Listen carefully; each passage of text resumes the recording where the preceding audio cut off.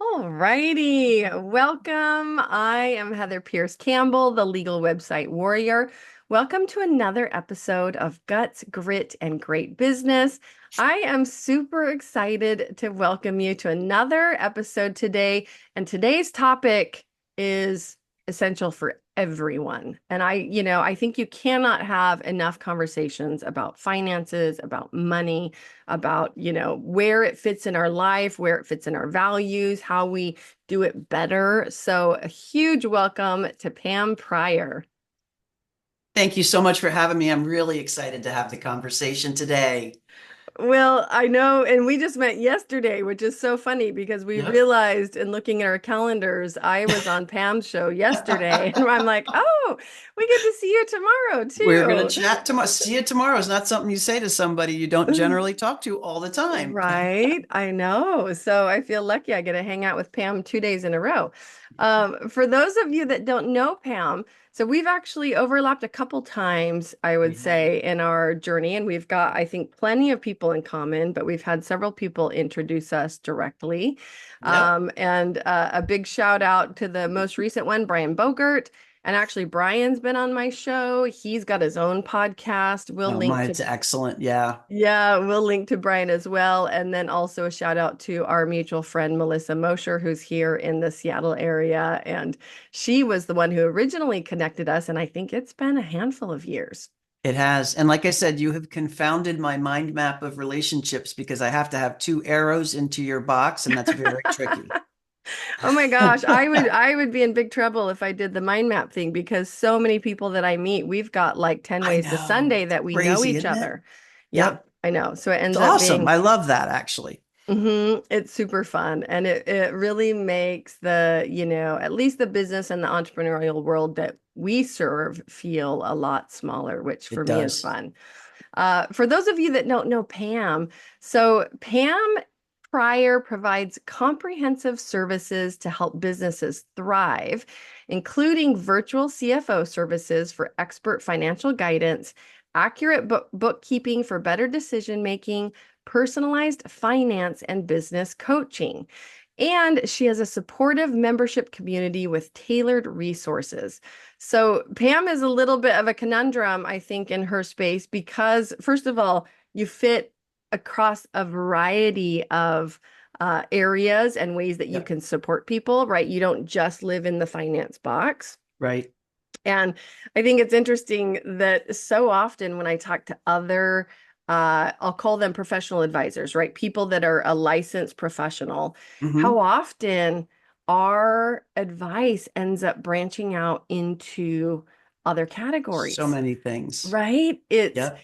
I mean, even in the context of my own practice, how often I'm getting into conversations about how to communicate effectively, how to remap business systems so that they are supportive of, and vice versa, so that legal is Yep. not only supportive of business systems, but business systems support the legal integration So as important. well, Yep. right? And I'm sure in your own business, you've developed those additional areas of Mhm. expertise. What are the favorite things that you work with your clients on? Truthfully and weirdly, the favorite thing is mindset.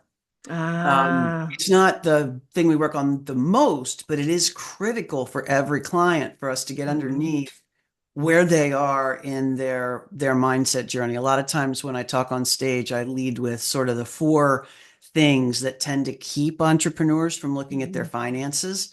And two of them are very psychologically based, and two of them are very technical. So, the first one is shame, right? So Mhm. everybody's got some element of shame around their finances. And, no matter how big the room is, no matter how successful the entrepreneurs, everybody's got an embarrassing money story. So I try and find out sort of where they are on that spectrum so that we can make sure that they know they're in a non-judgment zone, and we can Mm, get through that, because until you break through that, you can't get to the second sort of psychological barrier, which is overwhelm.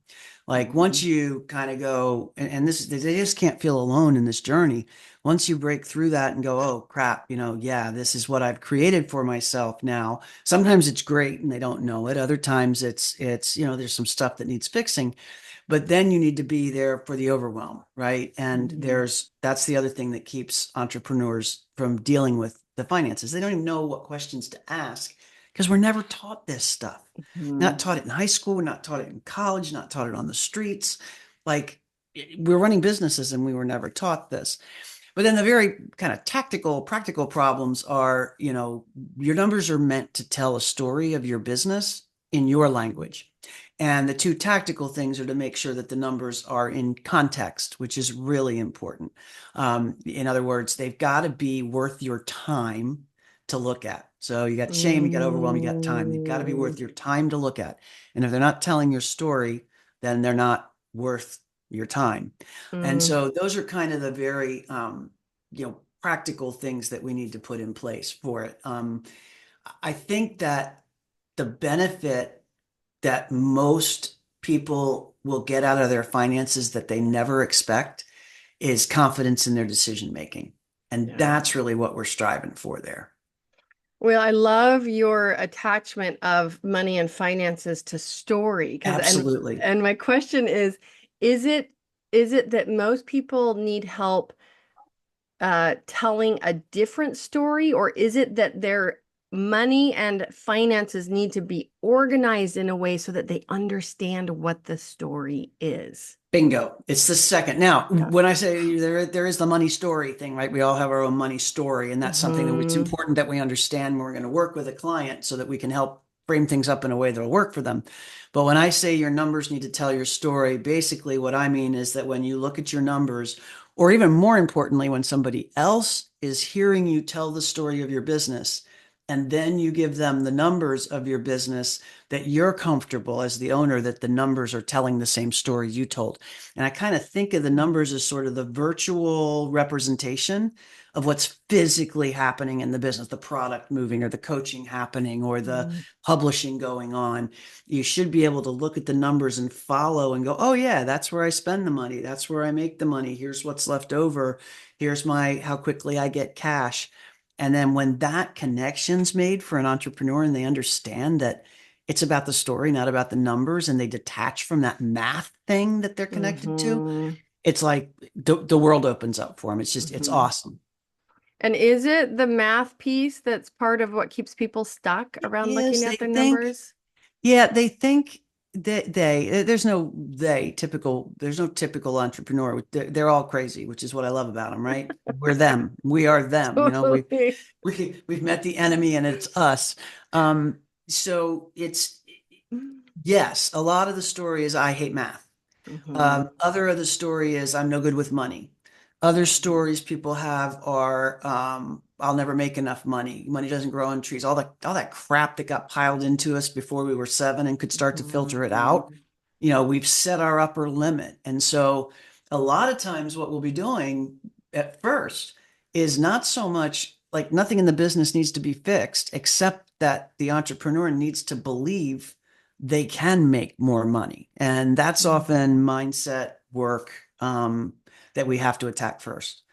And is it mindset work that deals with identity? So, for example, I think so many of the folks who do mindset work, what they're really talking about is the I conversation. Who am I, right? You're not going to do a new behavior till you see yourself as a Yeah. person that does that new behavior. Why is money such a tricky one when it comes to that Yeah. identity conversation?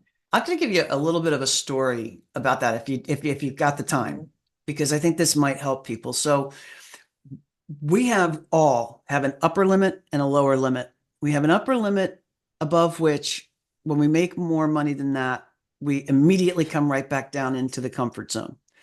And we have a lower limit that we know we're never going to get below because all of us have set what that is. It may be different for all of us, but we've all set that I am not going to, in some cases, live in my car again. In some cases, not be able to put food on the table for my kids, whatever it might be. There's a lower and there's an upper, and they are in us. The thing is, they were all determined in a large part in our first 7 years of life when all we heard was from the people around us who were keeping us alive. We didn't, of course, we're listening to them, and we didn't have the capability to filter. So what I did at one point, somebody, a coach, a really good coach said to me, "What's your first memory of money?" And I'm like, "Well, I can tell you this, but I can't tell anybody else. I was a thief. I stole money as a kid from like 7 to 10 years old." And long story short, I went back and figured out how much money I had stolen in that 2 year little bank robbery spree of mine. And I got shocked out of it because I was accused of stealing something I didn't steal. And I thought, oh, okay, this is not a good business to be in. So, but I clearly carried it with me with a lot of shame for a long time. Because I was 55 before somebody said to me, "What was your first money theory?" So I went back and figured out how much money I'd stolen. And if I had invested it in the Dow Jones in the 1970s when I stole it, what would it be worth now? And it came out to be within $10,000 of the salary I'd capped at in corporate. I kid you not. And not only that, I had since left corporate and was working in my own business, and it was where my revenue was capped in my business. And there was no reason from a business standpoint for it to be capped there. So my coach said to me, "Pam, you're going to go on Facebook and confess your sins. You're going to tell them you were a little thief." I'm like, "No, I can't do that. I have clients. I'm a CFO. If they find this out," and I realized how much shame I had about it. Like Mhm. the worst thing you could do with me before was doubt my integrity. And I always wondered why I had such a hair trigger about that. And it was all tied to this. So I went on Facebook and I did my little story and I closed the thing and I was scared to look at it for a couple of days. When I looked, it was the biggest ho hum you'd ever imagine. The only kind of comment that was I got was my sister said, "You can pay me back now at that rate." And Ah. and that let it go. Mm. I would tell you in a week, I had four more clients at the door. I busted through that ceiling, and from there it doubled, then it doubled again, and it was just gone. So was that is that a change in behavior? No, but it was the recognition that there was something other than me controlling where I was. And that Mm. just proved it to me. So I've been so passionate about that that I often take, like, I'm not a psychologist. I'm not even a money therapist. I'm a freaking CFO, but I'm a CFO who's been through some stuff and I know how much my mind trapped me. Yeah. Well, the thing that I think is so interesting about that shame conversation is that I think the trickiest part of shame is that it takes that issue or topic underground, Yeah. right? And you The don't know whole, how insidious it is then. It's in right. everything. Right. Well, I remember reading an article one time that talked about like money and sexuality or Yep. body, body Body shame, stuff. body sexuality stuff being like the two most shame burdened conversations. And I I thought, believe it. oh my gosh, like I two believe it. things that are so identified to people's concept of not only like who they are. And the interesting thing about money is it's like I think it's less about who you are, but literally more about how much am I valued in the world? How Yeah. much do people Am I love worth me? this? Am I Right. worth this? Yeah, it Mhm. really is about that like self-worth conversation. And Yeah. that is, I think, such a hard one for people to It really really get at is. the root of. It really is. There's so much guilt about building wealth. And one of the things that I like to tell people is, look, if you know how to do this and you have a certain amount of good you want to do in the world, Mhm. quite frankly, the more money, time, and energy you have, the more you can do the good that you want to do in the world. So it's actually the opposite of selfish to want wealth and getting ourselves past the shame of wanting wealth, like to be able to literally say, "I want to be rich," is not does not make you a bad person in any way. It gives you the ability to influence a wider and wider swath of the world, Yeah, right? absolutely. No, and I think that that money conversation, the identity conversation, it evolves, right? People Mm-hmm. hit new limits Yep. and new ceilings. Um, where in your path, looking backwards, did money become the thing that you wanted to focus on? So interestingly, this actually goes back to the same time period. My dad was an accountant at DuPont, and ultimately became a Mm. controller at DuPont. We've talked before. He died relatively young, but he was a finance guy. And in his home office, like he worked at work, but he also had an office at home. I had one of those little kid desks in there that sat behind him. I can still picture it. And he used to give me work to do, things to staple, numbers to add, that kind of stuff. And that was a really important time for him and I. So that certainly got inside me. And he died not too long after that. But then in high school, they offered accounting for the very first time my junior year. And they gave you this like shrink wrapped box that had all these journals in it. It was still handwritten stuff. And Yeah. it like had, you opened it up and it smelled like a library, and it had a pen that you could use and a pencil that you could use. And like it was this prepackaged awesome thing. I'm the geek who loves filling out forms, right? So I had so much fun with that my junior year and senior year. I like even entered the Delaware accounting competition, if you can believe there was such a thing. And I was destined. I went straight to college, did it, worked, did it. I've always I've loved everything about it. And I think, you know what I like about it? Unlike law, there's always an answer, Mm. right? If there's this balanced equation that you manage with, and no matter what, it still has to be balanced. So like, I know I'm always going to get to an answer. So I think there's something weirdly psychological about that for me. Interesting. That like getting to completion. And, Hmm. and I think all of us, regardless of the work that we do, right, it's about solving problems and helping clients get to an answer, Bingo. right? Bingo. So, yeah, interesting. So it seems like it's maybe not really completely about the numbers for you. It's not like you were Mm, like a math geek or, right. yeah. Right. It was the container, I think, and the way it all Mm. works together. And then now, and it's very solvable. I know I can talk to anybody, and whatever their situation is, I can get them a balanced set of books and I can get them confidence in their numbers.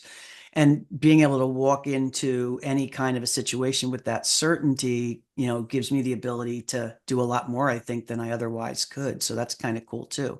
I love that. I mean, even just the phrase confidence with your numbers, right? A lot Yeah. of people are going to be like, There's no such thing. not there yet. Yeah, where is I this always land? I always tell anybody I talk to, and particularly clients, that by the time you're done, you're going to say finance is fun. And inevitably at the beginning, they're like, Pam, you're smoking crack. Don't even say it again. Just get to work.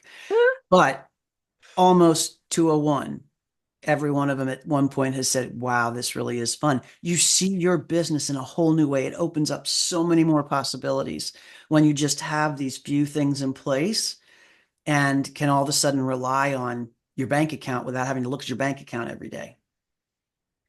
Where do you get people started when you're talking with Mm-hmm. somebody for the first time and they're not in the land of finance is fun? Mm-hmm. How do you get them moving the right direction? Walk us through a couple parts of your process that tend Yeah, to be sure. really eye-opening for clients. Yeah. So the first thing we do, and we do this actually before we even take somebody on as a client, we Mm. have an initial conversation where we get a good feel for where their mindset is and where their business is.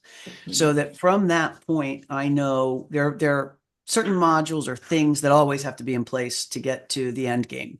So I figure out which of theirs are missing or need to be repaired or modified or whatever in that initial conversation to know, oh yeah, okay, this is the steps we're going to take.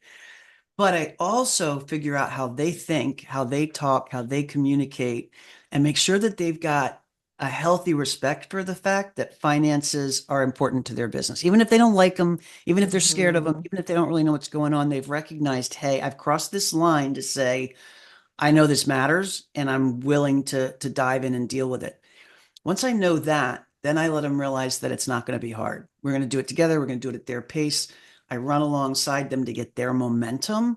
And then we Mhm. configure everything to all this other module stuff that's happening behind the scenes to support that. So that's kind of the trick to sort of help people understand this is an integrated answer. This isn't some CFO or bookkeeper coming at you and saying, here's how you have to look at your numbers. No, I want to make the numbers tell your story your way. Mhm. What do you find from like the standpoint of, and I'm sure like I do, there's a map generally that I follow with clients, Yep. right? There's key parts, there's a Pieces that way, have to be in yes, place. that's right. And from a legal perspective, it's interesting because I think people get so afraid of even looking because they're like, oh, it's like opening Pandora's box. That's how they feel about it. Like, oh, Yeah. What do I start I with? don't even want to look in that box. Yeah. Yeah. Yeah. And I'm like, really, it's not that hard. There is a map. There Hmm. is an order of priority, right? What do you find are some of the key elements Yep. in your map that are often missing in Yeah. clients? Yeah. So the biggest ones usually, and this goes for tiny businesses and quite honestly, 8-figure businesses. Mhm. One is people are still blending their personal and their business accounts. Like they only have one account and they're running Mm, their business and their personal out of it. And no shame, no judgment, but it's just one of the things we want to do is take that apart. One of the main reasons we want to take that apart is because right now you're putting a lot of money into your business. We want to be able to very clearly see the day that that business starts putting money into you, yeah. right? And there's all sorts of other legal reasons. And once that is isolated, that's sort of the first step. If that's not done, that's what has to be done. Once that's isolated, then you have all the data you need to tell that Mhm. story's business. So you go from there to a bookkeeping system, and the bookkeeping system takes it and creates the story. Mm, And then you make sure that the reports that that bookkeeping system creates show the story that way that the business owner understands it. And then we make sure once everybody's on board with that, we start dealing with the biggest thing that's going to benefit them the most, which is forecasting. So future mm, casting, I call it. They're able to say, mhm. okay, here's where I can hire. Here's how much I can spend. Here's when I can scale. Here's what my prices should be. All of a sudden, there's this whole infrastructure in place where they don't have to do it from their gut anymore, Yeah. you know? So Well, and that's they're kind of not the like scraping together the pieces each time right. and trying to cobble numbers together when they don't have like a very comprehensive Yeah. story. Yeah. Having to get into really expensive debt just because they didn't realize it was going to take a little longer than they thought for something to happen, or not getting into debt when it would be healthy to do so. Not having the confidence to say, oh, yeah, I Mm, can borrow that money for 3 months because I can see that on the fourth month, it turns around. Those mm, kind of things. The game Shoots and Ladders. mhm. Canada, I think they call it snakes and ladders in Canada, which is just gross. But, what finance does to me is it gets you to the bottom of the ladders and helps you avoid the shoots. Mm, That's how I kind of yeah, look at it. it's a good analogy. So I want to get to the forecasting piece because I think that sounds really Hmm. fun. It See, is, finance is fun. I mean, boom, you heard You it here, said folks. You heard it it. here. Well, it's so fun when people, I think it's like even on the legal side when things start to coalesce and they go, oh, Oh, like it can be this way and not that way. It can be, it can actually help me make better, more informed decisions about bingo. my business. So a couple things on that. One, I'm still fascinated by this point that you said about just separating personal and business Yeah, finances. I see it all the time in my clients' businesses as yeah, well. And you can, share your feedback. But my first feedback always is like, look, you know, and I think the statistics in the United States, the statistics are that 60%, fully 60% of small business owners are sole proprietors, haven't even set up a legal entity for their business, right? I mean, there was a whole yeah. conversation It's flying so around online. scary. It's so scary, even on the legal side about whether it's malpractice to Yeah, even work for people who are sole proprietors without getting them to set up yeah, that LLC, right?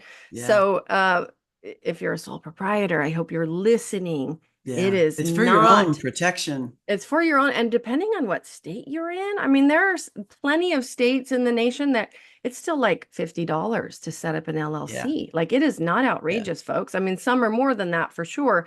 Probably average is going to be Two, $200 to $300. three hundred bucks Yeah, tops. then you've Yeah, got states like California and New York. It might be 800 or right. 1,000 because you've got the franchise tax licensing board, Bingo. right? So there are differences, but still, even $1,000 to get your business going the right direction, that is still a no-brainer. It's still a Yeah. no-brainer. And then, you know, simply setting up a set of business bank accounts, getting a credit card, whether you have to start even with a credit card in your own name that you just Bingo. assign Just to your use it for business. business. Yeah, I have stickers on my cards because I've got two legal entities and then obviously my personal stuff, and they are all Yep. tracked differently. Like this is Pierce Law. This is, There you go. this Yep. is my second business entity and then individual. And that one thing alone, if you do that, it will make your reporting, your tracking, I mean, it just clear up a host of Your problems. taxes, Your the taxes, time you have to spend manually pulling it apart in order to file your taxes. yeah. I mean, even if you're a sole proprietor, and I don't recommend it just because we do live in such a litigious society. Mhm. Being an LLC, number one, and again, this is not legal advice because I'm not Nope. qualified to give legal Nope. advice. Um, And you I'm know, not either on a podcast. So there this you is just go. us having a A conversation. conversation is, that LLC keeps your money, keeps anybody away from any money outside of the LLC.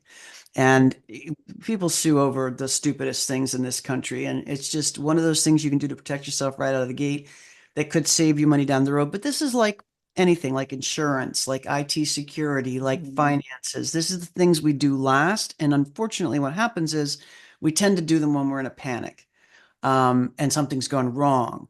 So to the extent that, my kind of mission in the world is to convince entrepreneurs that this isn't as scary as it looks. And if you get out ahead of it, not only can you eliminate all those risks, but you can set yourself up for better exits when you sell your business, easier to scale when you scale your business, making sure that you're making the best use of the money you do have in the business. And most importantly, that you're tying it to your personal financial goals That's right. separately, That's right? right. We want this business paying you. That's the whole point. Yes. Oh my gosh. There's a guy, Brad Martineau of Oh, I Sixth know Brad. Division. You See, know there's Brad? another one. I love him. He gave me the term that I ended up getting uh trademarked Oh, for a profit map. oh, very Profit cool. concierge. Profit concierge is the one he gave me. He came Oh, I up with love that it. at an event that we were just talking in the hallway. I'm sorry, go ahead. No, no, no. Love Brad. Huge shout out to Brad. Yeah, and I'll actually link to his episode on here because what you just said, that very end point about making sure this is all tied to your personal goals, Bingo. your personal life plan. He had something called the return Hmm. document that he mentioned on my podcast. And I think, like I said, I'll go find his episode and we'll link to I it. will Like, too now. That's awesome. yes, where he's like, email me and just reference this episode, and I will give you this document for free. I Hmm. mean, if you don't know Brad, I would say pop over, right now and get that. He's brilliant. Yeah. We're in And both he's Pam and not I. selling you anything. He's He is just not. committed to helping people. Yeah. And he's a guy that if you've ever participated in any of his services or whatever, talk about like systems and Hmm. tight, like just the tightest customer experience and, Yep. step by step process the whole way. So his business is really something to just observe and learn Hmm. from.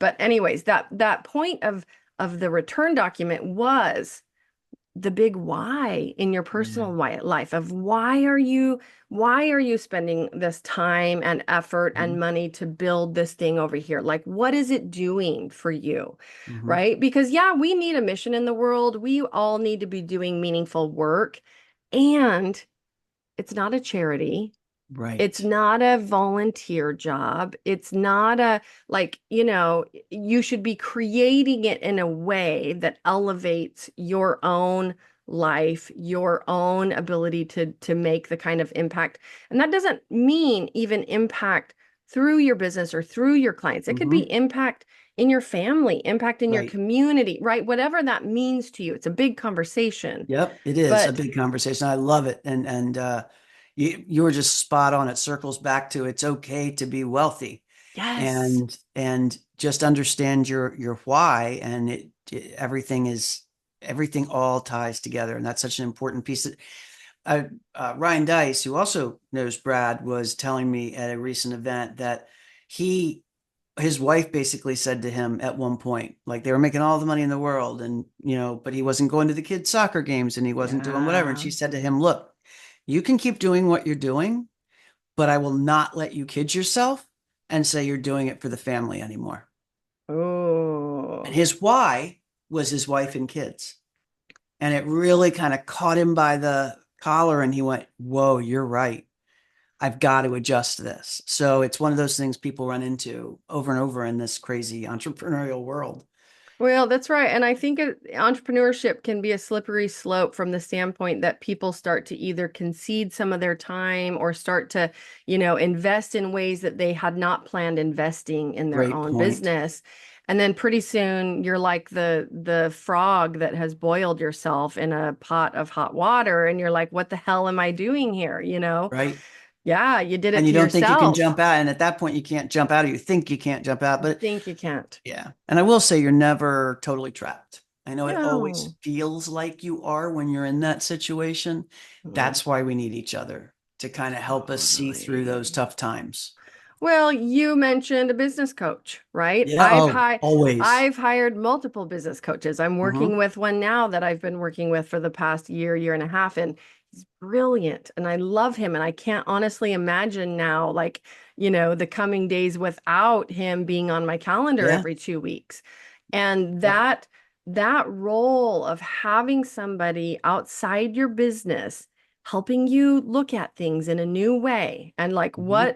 what more important conversation from the standpoint of, how is my business doing Right. is there than money as a reflection of are your Tells the systems story. working? Is your client, your client It tells process the working? story. That's right. And so I love the reframe around story. I love the reframe around helping people understand numbers, not for the sake of getting good at math, but Right. for understanding that relationship of how do we do this better? How do I make it easier for myself? And Bingo. how do I make decisions moving forward that improve the scenario for everybody? Right. Right. So, getting to the future casting, My favorite part. right? Talk to Yep. us about what that looks like with some of your Yeah. clients who reach that point and realize, like, oh my gosh, I now have this information that helps Yep. me make these decisions moving forward. Yeah, the cool thing about that in my business is that's Mm. the place where you can start to have fun and make a real Yes. difference that they can start to look, feel, and see. And everybody it needs that. Like that's the same for everyone. But what really happens is once you have all that data so that it's actually telling the story of your business, now we just drop it into a model and go, okay, this tells us the story of the business. So what it also tells us is what are all of our business levers? And an example of a business lever, you have price, you have how much you sell, you have whether you're a commodity or whether you're white glove, you have yeah, what you spend for sales and marketing, you have whether you're going to be one-on-one or major, like so many business levers.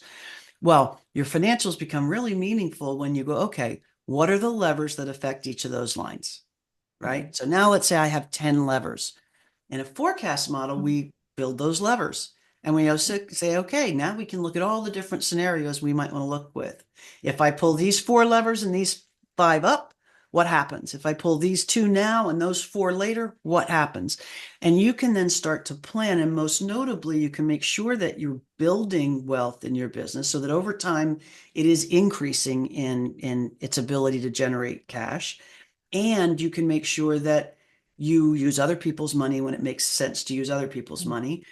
And you can know, for example, when do you hire? Are my prices high enough? Oh my gosh, my margin's shrinking. I need to, what I'm going to go buy these in bulk now. So what does that do to my pricing?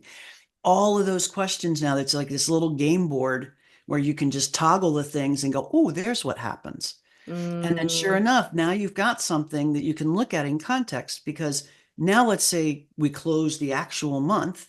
Now we compare it to what we thought was going to happen. Not to judge ourselves or say we overspent or we underspent, but since everything there is connected to a business lever, it's very easy to say, oh, if I'm over in this, that business lever did better than I thought it was going to. If I'm under in this, oh, that business lever, maybe I pulled it too soon. Like it gives you actionable steps to take every single month on target towards this goal, two goals, really, as I see mm, it. One is to keep your tax advisor informed of how much money you're going to be making mm, so that you can adjust strategies that way.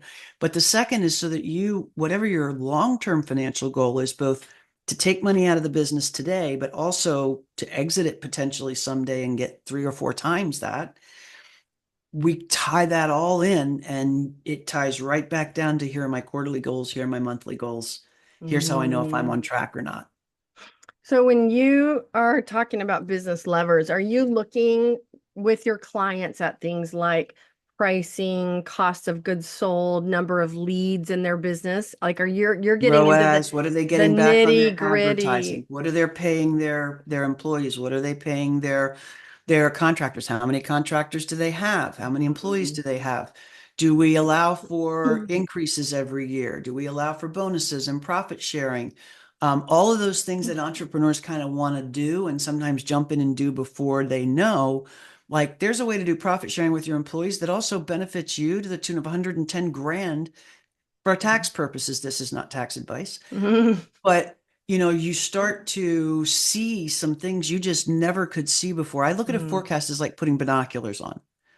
You actually can point them up at the target, whatever your goal is up there, and it'll just make it doesn't mean you're going to go a straight line. None of us go a straight line, but it kind of sets that field of vision that Mhm. you're going to stay within at that point, and Mhm. that can make sure you're still on track and humming towards that goal. And if that goal moves, you shift.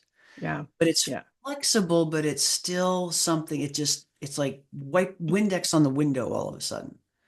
Oh, I love that, right? Oh my gosh. Being somebody who quarterly I have my window guy come and clean all my windows.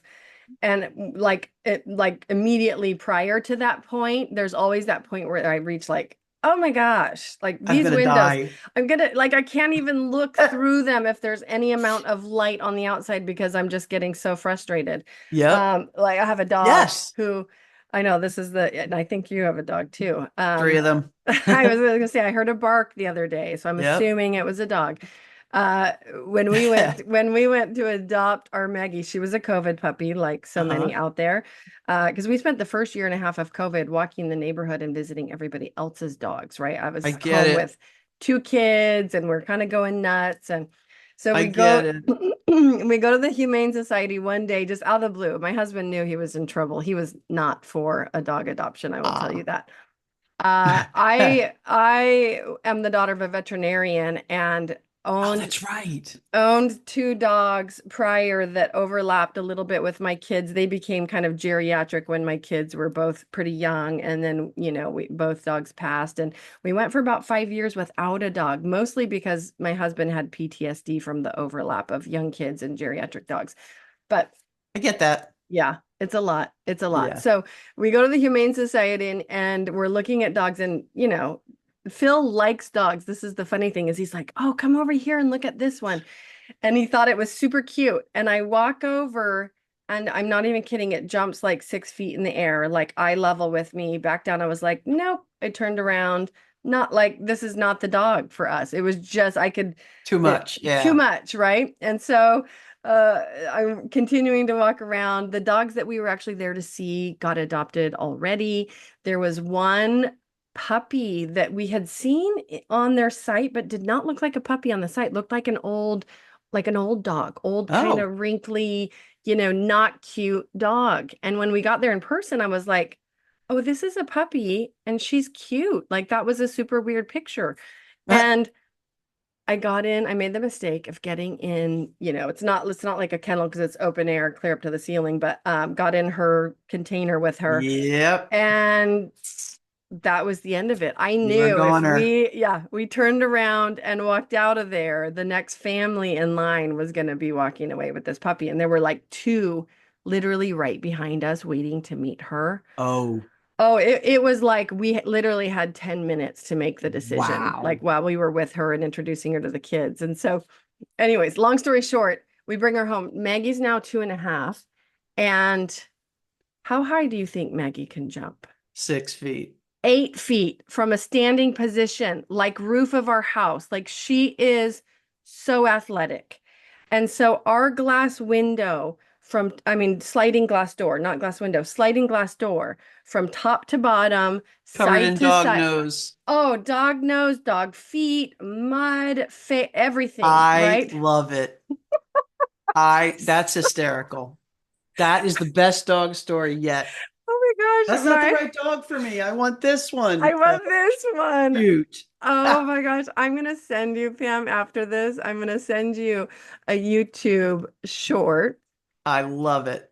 that Oh, your camera just went I away. know. look at this trick that we're doing on both I of our calls. know. I'm gonna blame it On on the my memory thing. on the memory thing. Yeah, let me Yeah. turn this back on. See if There it we will be go. You're see if it will back. behave. We've only got Oh, like okay, I can turn mine off and we can computer. have our pictures talk to each other. Oh my gosh, you're so cute. I would way rather talk to your live face, and so people will just have to do without I don't mine. know, but it's a cute Um, picture. Look. oh, it is a cute picture. Look at you in action. Oh my gosh. That's fun. That's a great picture. I've got to That was the update first time I mine. ever had somebody do the clapboard in front of me. I'm like, oh my God, you got to do that again. I need a picture. All right. I know. Well, mine is ancient. I'm looking at mine right now and it's like pre-COVID. So, Oh, I never use mine. This it's a is great hilarious. picture. Oh my gosh. Well, it's old. That's why it's great. I'm kidding. Listen to No. you.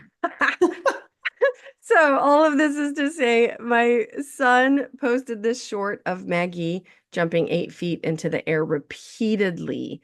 And within days, it got like, I don't know, 540 views, which for I'll bet him, he was obsessed with like, how do you get views on YouTube? And he just about flipped out. And I was like, he of course, figured it out.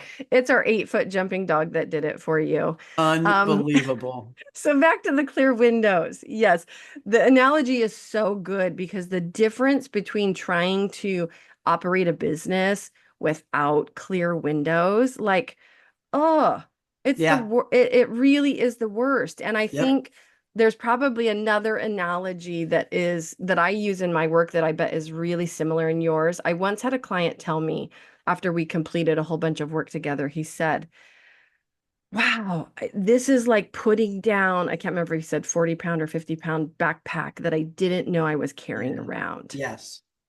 And Yes. there's like some element of those topics that we know we need to address that we Yep. just keep tolerating, subpar performance on or not a full commitment to. That Right. once we handle them and we understand them and we have those clear windows that we can look through, we're Yeah. like, oh my gosh, why did I wait so long to do this? The big example for me was IT and cybersecurity. I did not realize how worried I was about it until I got it taken care of because I mean we have a lot of people's financial information. So Yes. I like it was always in the back of my head and probably about only I was only 2 years into my business when I met and hired the guy who does it for me now. And now I don't even have to think about it. Like Mm, I know that if somebody clicks on something by accident, that within 30 seconds my system will be locked down and we'll know any strangers that are inside it. I mean, it's like the amount of relief I got from that that I didn't even realize was about something I didn't even realize had been bothering me. yeah. Oh, isn't that amazing? Yeah, Yeah, that is. Well, and I'm like, in my head, I'm like, oh, maybe we need to link to your cybersecurity guy as well because there's other people out there that, absolutely. I'll be glad to introduce you to him. He's amazing, and he has a very cool sort of not even sort of. He's a very cool lead magnet right now that at the very least gets you for totally free security for your passwords and stuff in a whole new higher quality, better way that's not exposed like LastPass and 1Password are. I'll definitely oh, connect you, Heather. You'll love him. He's an awesome guy. no, I would love that. I'm sure that I have clients that need him. Yep. Okay, well, Pam, this has been so fun. I know you are a wealth of information and resources. I know that people are going to be thinking, okay, where do I go connect with Pam? And by the way, the caveat is, and I tell people this all the time, it's okay if you don't love socials, if you don't Mm-hmm. show up there, but if you do, let us know where you like to connect. Mm-hmm. Or, if you just prefer people go through your website, tell us where you are and how people can find you. As my family tells me, geez, you're everywhere, Pam. So I am everywhere on social as Pam S. Pryor. So it's Pam, S as in Sam, Prior. So that's YouTube, Twitter, Facebook, Instagram, some other TikTok. I think on TikTok I'm Pam Pryor, but everywhere else Okay. I'm Pam S. Pryor. And And my by the way, website, you huh? said S as in Sam. For a second, I'm really wishing that your name is Pam Sam Pryor. I kind of do now too. I kind of do now too. But so everywhere, and plus I have two podcasts. One is called the Cash Flow Podcast, where you can find your host Heather on one of our upcoming episodes, probably dropping next week, by the way. Woohoo! And another cash flow that I do with my wife called She Said, just for fun and grins. And then my website is pampryor.com. So you Awesome. kind of, as my family says, can't escape me. Right? You can't not find you. Yeah. Okay. Well, that's a good way to be. We will share links over to Pam's website, to Thank both of you. your podcasts. Absolutely. That sounds like a blast. I love the she said. I And do want to rename it, but my team won't let me. I want to rename it I'm Right, She's Wrong, oh, but they're not letting me do it. I mean, that could be a tagline. I see. I That's what I mean, said. We need a little yep. subline. That's right. You could do. I support taglines. So, folks, pop over to the show notes page, legalwebsitewarrior.com/podcast. Find Pam Pryor's episode where you can find all of the links we just referenced, and we will link over to your socials as well. Pam, it's so much fun to get to know you. I've really enjoyed our conversations the last couple days, and I'm really looking forward to being in touch. Before we go, I would love to hear you, and you can end it any way you want. A favorite quote, a final takeaway, an action step you would love the Mhm. audience to take. What would you leave with our listeners today? I would say just going back to something we talked about on, I'm going to give you two. One is on the sort of tactical side and one is the mindset side. And it's going to circle back to things we already talked about. The first thing I would suggest as a takeaway is go ahead and do the exercise. Think about your first exposure, the first thing you remember about your exposure to money. What was it? Was it picking up a coin off the ground and your mom said, "Don't touch that, it's dirty"? Was it step over a penny? Was it money doesn't grow on trees? Like, think about your very first exposure to when you understood money and just do a little exercise to see how that may be influencing how you think about money today. And then the second thing I'd suggest is if you are still running your business out of your personal bank account, you don't even have, I mean, I do want you to set up an LLC. That is the right thing to do. No, this is not advice. But at the very least, before you do that, you can just set up a second bank account. It can be a second personal bank account, but start keeping track of things separately. You can always send money back and forth between the accounts, but if you're serious about your business, it's time to do that. Yeah, absolutely. Pam, so great to know you. I'm super happy to introduce you to my audience and to send some people your way. I really look forward to being in touch and just am so appreciative that you took the time to join us today. I appreciate the invitation and so grateful to talk to your audience. I hope everybody has a great week. Awesome. Okay, did it pause? Yeah, it paused. No, it still Um, says recording on my side. oh, it does? Let's Yeah. see.